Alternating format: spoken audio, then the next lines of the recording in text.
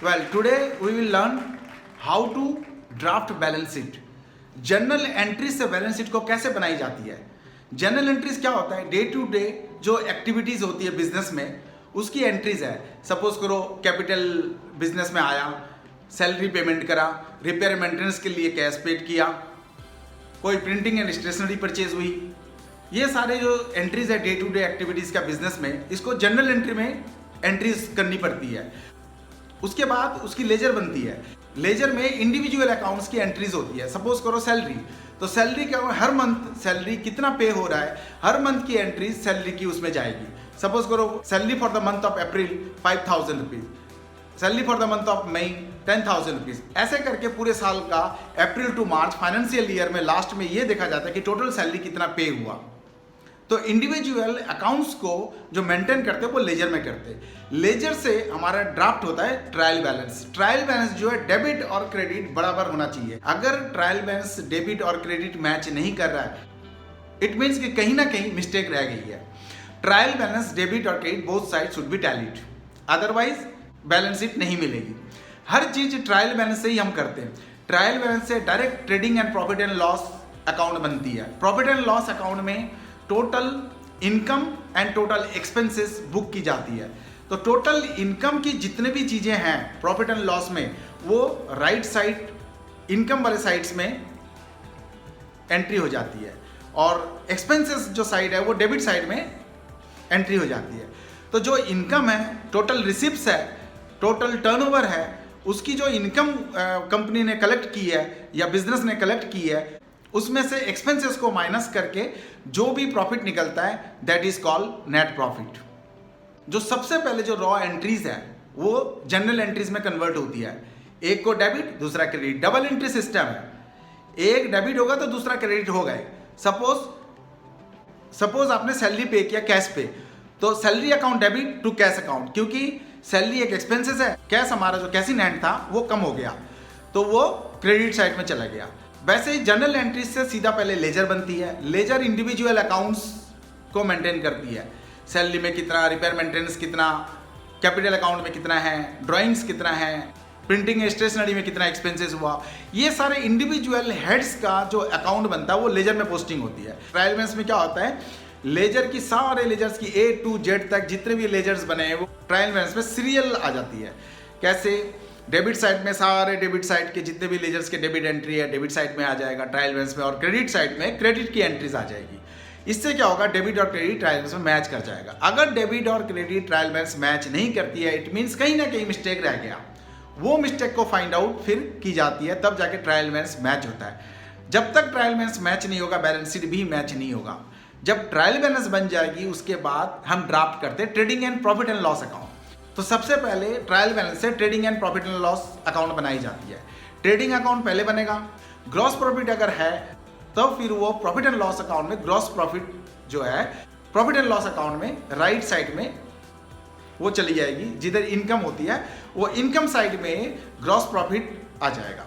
उसके बाद gross profit से सारे एक्सपेंसेस लेस हो जाएगा। जैसे एडमिनिस्ट्रेशन एक्सपेंसेस है, सैलरी एक्सपेंसेस है, इलेक्ट्रिसिटी एक्सपेंसेस है, पोस्टेज एंड टेलीग्राफ एक्सपेंसेस है, रिपेयर एंड मेंटेनेंस एक्सपेंसेस है। ये जितने भी एक्सपेंसेस होता है वो प्रॉफिट एंड लॉस अकाउंट में माइनस हो जाएगा।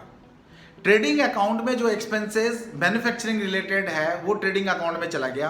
ट्रेडिंग अकाउंट में जो भी एक्सपेंसेस एडजस्ट हो गया, उसके बाद जो बचता है वो प्रॉफिट एंड लॉस अकाउंट में जाएगा।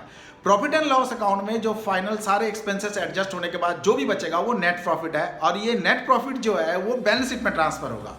और ट्रायल बैलेंस में जैसे जैसे कि आप ट्रेडिंग अकाउंट में जो जो आपने हेड्स ले लिए, ट्रायल बैलेंस से जो जो हेड्स आपने ट्रेडिंग अकाउंट में लिया और प्रॉफिट एंड लॉस अकाउंट में लिया, उसको टिक कर लो।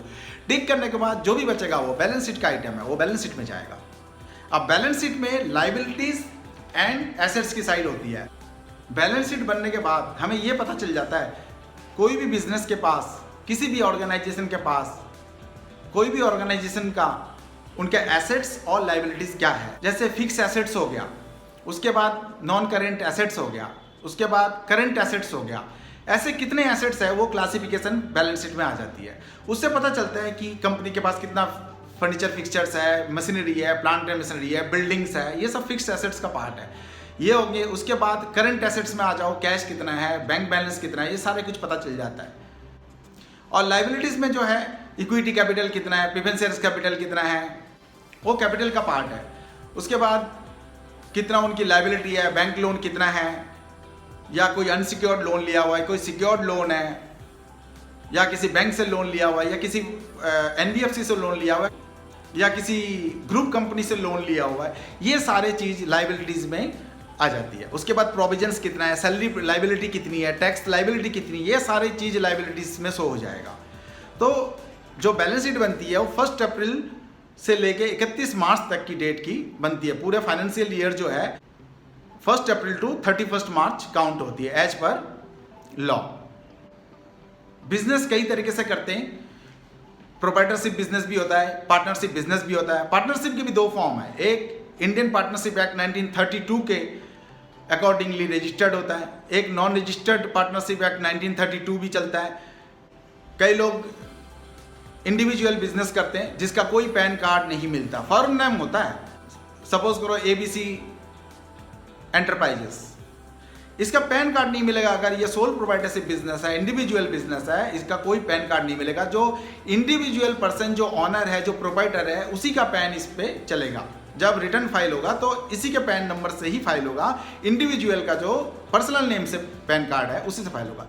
लेकिन पार्टनरशिप फर्म जब खोलता है तो वहाँ पे एग्रीमेंट बनती है, एटलीस्ट मिनिमम 2 पार्टनर्स होना चाहिए, पार्टनरशिप डीड बनेगी, टर्म्स एंड कंडीशन सेट होगा, उसके बाद पैन कार्ड भी अप्लाई होगा, इनकम टैक्स डिपार्टमेंट से पैन कार्ड भी मिलेगा, और उस पैन के बेस पे रिटर्न फाइल होगा। अगर कंपनी है तो कंपनी को रजिस्टर्ड करनी पड़ती है, MCA के थ्रू कंपनी बनाई जाती है, ROC में फीस पेड होती है, उसके बाद नेम चूज होता है, नेम चूज करने के बाद कंपनी को रजिस्टर्ड करनी पड़ती है, डायरेक्टर्स को DIN नंबर प्रोवाइड होता है, और उसके बाद कंपनी बनती है। एनुअली उनको कंप्लायंसेस भी करनी पड़ती है, कंपनीज को एनुअल रिटर्न फाइल करनी पड़ती है, बैलेंस शीटें फाइल करनी पड़ती है, इनकम टैक्स रिटर्न भी फाइल करनी पड़ती है। कभी भी कोई भी कंपनी अगर वाइंड अप करना हो तो कई सारे इसके ग्राउंड है जिस पे इसको वाइंड अप की जा सकती है। अपने आप ये वाइंड अप नहीं कर सकते हो, अपने आप ये वाइंड अप नहीं होता है। इसको वाइंड अप करने के लिए लीगल प्रोसीडिंग्स के थ्रू ही करना पड़ता है। अगर इंडिविजुअल बिजनेस है, प्रोप्राइटरशिप बिजनेस है, इसको वाइंड अप करने के लिए किसी की परमिशन की जरूरत नहीं है। पर पार्टनरशिप है तो इसके भी पैन कार्ड और जो भी TIN नंबर, पैन कार्ड जो इशू हुआ है, इसको भी इनकम टैक्स डिपार्टमेंट में उनको बिजनेस क्लोजर का लेटर देना पड़ता है। उसके बाद इनकम टैक्स डिपार्टमेंट को बताना पड़ता है कि ये पैन सरेंडर कर रहा हूँ और इस बिजनेस को क्लोज कर रहा हूँ। पार्टनरशिप बिजनेस एक तो इंडियन पार्टनरशिप एक्ट 1932 के अनुसार भी रजिस्टर्ड होता है, और वो रजिस्टर्ड भी कर सकते हो, नॉन रजिस्टर्ड भी चल सकता है। दोनों पार्टनरशिप एक्ट 1932 में दोनों चीजें पॉसिबल है। या तो पार्टनरशिप फर्म को रजिस्टर्ड कर लो, या विदाउट रजिस्ट्रेशन भी आप पार्टनरशिप फर्म चला सकते हो। पर पार्टनरशिप एक और एक होता है जो लिमिटेड लाइबिलिटी पार्टनरशिप, जिसको LLP बोलते हैं, वो आगे हम लोग पढ़ेंगे। LLP रजिस्ट्रेशन MCA के पोर्टल से ही होगा। पहले नेम अप्रूवल करवानी पड़ती है, उसके बाद MCA से नेम अप्रूव करवा के उसकी पार्टनरशिप डीड बना के बाकायदा उसको रजिस्ट्रेशन करवानी पड़ती है।